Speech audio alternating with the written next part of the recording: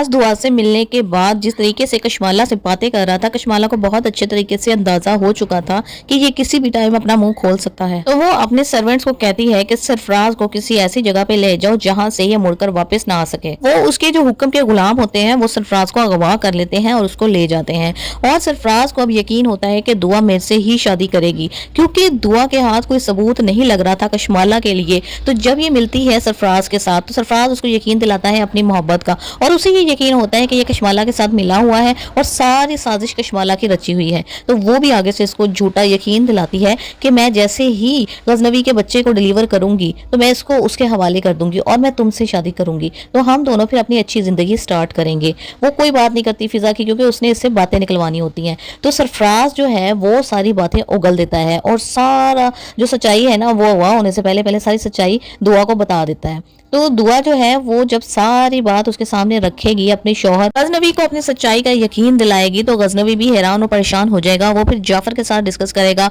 और जाफर भी इसी बात का इंतजार कर रहा होता है कि वो बीबी साई के बारे में खुद से कोई बात नहीं करना चाह रहा होता कि ऐसा ना हो कि मेरा साहब गुस्से में आ जाए और कहे कि तुम हमारी घर की औरतों के सबूत इकट्ठे करते फिरते हो। तो फिर वो सारी बात बड़े ही एहतराम से उसको बताता है और बताता है कि मेरे पास भी कुछ प्रूफ्स हैं। और जब वो देखेगा वो वीडियो जिसमें कि कशमाला उसको सरफराज को अपने कड़े उतार के दे रही है और उससे बातें कर रही है, होटल्स में जा जाके मिल रही है, हॉस्पिटल में मिल रही है। और जाफर गजनवी को ये भी बताएगा कि साईं जब आप हॉस्पिटल में थे तो कशमाला ने आपके अंगूठे ले लिए थे तमाम तर जायदाद के डॉक्यूमेंट्स के ऊपर, अब वही कानूनी तौर पर इनकी वारिस भी हैं। जब गजनवी इस बात को वेरीफाई करवाएगा तो इस चीज़ की भी तस्दीक हो जाएगी। उसको बहुत ही ज़्यादा गुस्सा आएगा कि किस तरीके से हम कशमाला को अपनी ही फैमिली का हिस्सा समझते रहे और ये भी हमें यही यकीन दिलाती रही कि मैं ही आपकी बहुत बड़ी वफादार हूँ, और इसने उसी थाली में छेद किया जिसमें ये खाती रही है। ऐसी ये नमक हराम औरत है और घटिया किस्म की औरत है और जहर भी इसी ने ही मुझे दिया होगा, उसको यकीन हो जाता है। और जब कड़ी से कड़ी मिलती चली जाएगी तो सरफराज भी बाजियाब हो जाएगा। सरफराज के जब बंदूक रखी जाएगी उसके दिमाग के ऊपर और सारे